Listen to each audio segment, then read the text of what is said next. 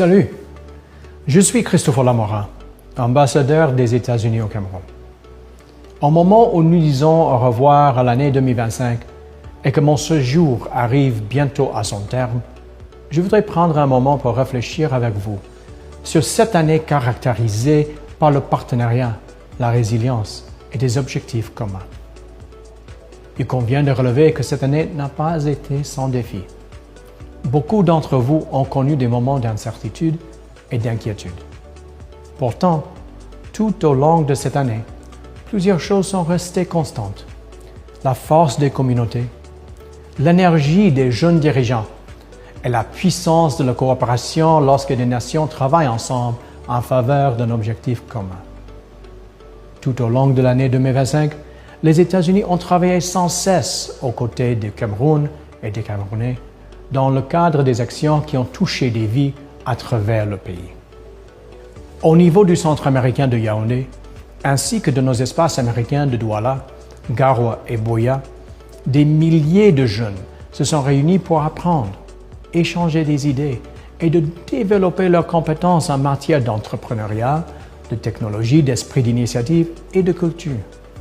Ces espaces ont prouvé à maintes reprises leur valeur inégalée en tant que pôle de créativité et d'opportunité. Des dizaines de Camerounais se sont rendus aux États-Unis dans le cadre de programmes d'échange phares, tels que la bourse Mandela Washington Fellowship, le programme des visiteurs internationaux, ainsi que le programme Telk Girls. À travers ces programmes, ils ont acquis de nouvelles compétences et mis en place des réseaux professionnels durables.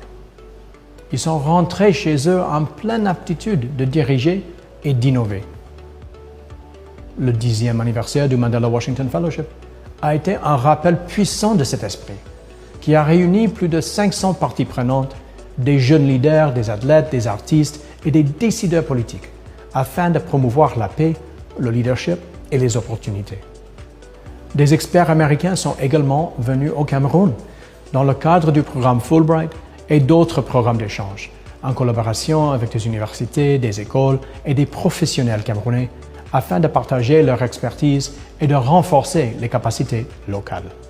Dans les communautés à travers le pays, les volontaires du Code de la paix ont travaillé avec plus de 600 agriculteurs, enseignants et agents de santé pour promouvoir l'agriculture durable, la nutrition et l'éducation centrée sur l'élève, grâce aux connaissances et à la collaboration locale.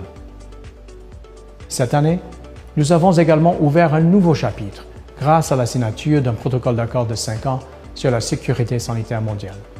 Cet accord fixe des objectifs clairs et des responsabilités collectives, à savoir renforcer la capacité du personnel de santé, améliorer la surveillance, développer les capacités de laboratoire et mettre en place des systèmes numériques au service de nos deux nations.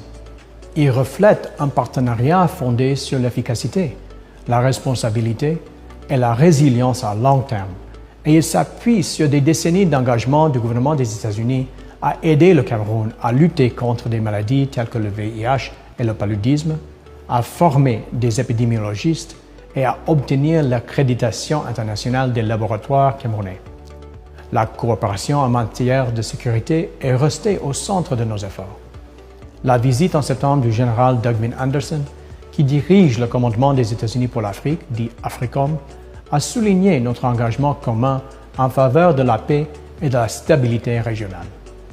Sa visite a aussi souligné le soutien continu des États-Unis aux forces armées camerounaises dans leur lutte contre le terrorisme à l'extrême nord. Nous n'avons cessé de mettre en avant la dimension humaine de la diplomatie, que ce soit par le biais d'échanges culturels, de forums sur l'esprit d'initiative des jeunes, ou même dans le cadre de la préparation d'un plat d'ondolé, nous avons vu à quel point les liens, la créativité et les expériences partagées rapprochent nos peuples. Au moment où nous nous tournons vers l'avenir, 2026 sera une année de célébration. Le 4 juillet, les États-Unis fêteront 250 ans d'indépendance.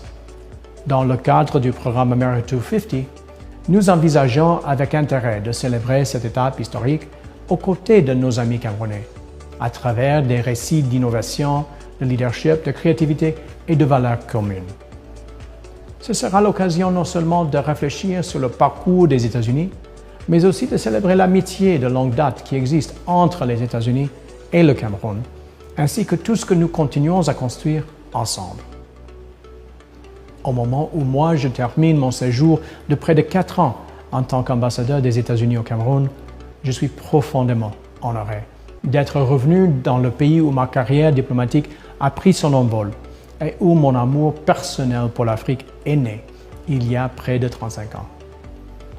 Depuis mon arrivée en mars 2022, j'ai visité les 10 régions, admiré de près la beauté physique du Cameroun, découvert votre diversité culturelle, parcouru les rues des grandes villes et des villages reculés et rencontré des milliers de Camerounais ordinaires, loin des couloirs de pouvoir. J'ai goûté à de nouveaux plats tels que le klitchi et le mets de pistache. J'ai joué au foot sur d'innombrables terrains. J'ai découvert toute une série de nouveaux chanteurs préférés dont Vanista, Chrisem et Sissoul. Et j'ai noué des amitiés profondes qui, je le sais, dureront toute ma vie.